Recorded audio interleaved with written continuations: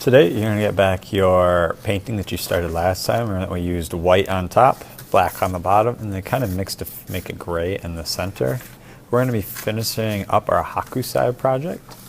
You're going to need to get one paintbrush off of the supply table, and I think that's all you'll need today. So before I start painting, I need to make the big wave that we saw in Hokusai's work. What I'm going to do is I'm going to make a nice big C shape. It's like a big capital C. And then from the top, I'm going to gently curve that back down. It's almost like a diagonal coming from the top to the edge of the paper. And that's going to be my big wave. After I've drawn my wave, I'm going to use my brush and I'm going to paint blue over everything. Everything that I painted last time, as well as that wave that I just drew. So when I paint over this black and white and gray, you're going to see some of that black and white gray through it. So at the bottom of your paper, that blue is going to be a bit darker. At the top, it's going to be a little bit lighter. You're also going to want to paint up your wave.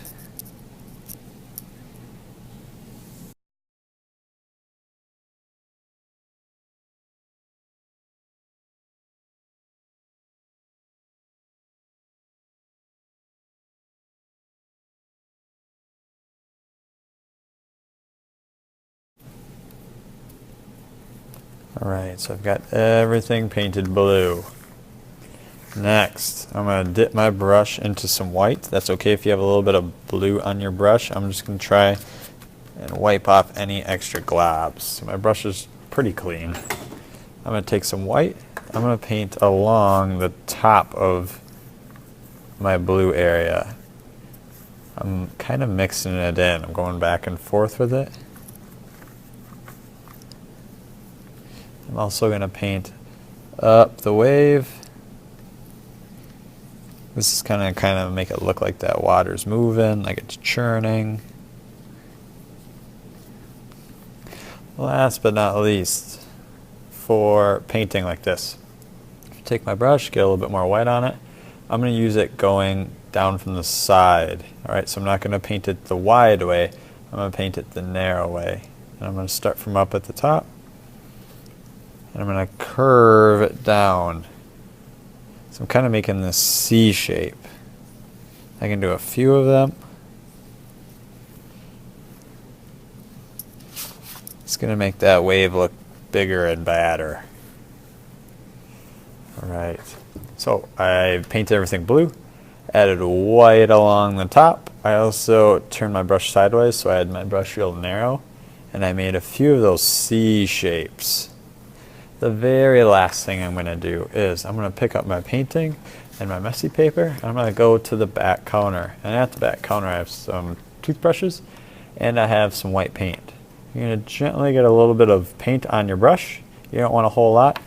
And I'm going to dab it along just the top part of my water.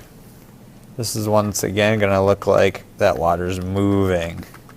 Just dabbing it. Kind of going over it a few times. You don't want to overdo it though.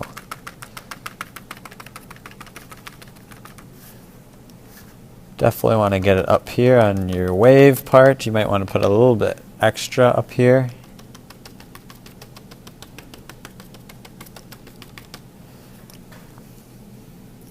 You might have to turn your brush as well, that way you're not getting it all over your sky. Alright, so when you're this far, you're finished. Remember, you paint everything blue, add white along the top, add some of those white C's, and then pick it up, go to the back counter, and you're using a toothbrush to add some of that foamy water right along the top part. When you're done with that, put your brush away in the dirty brush bin, and you can clean up.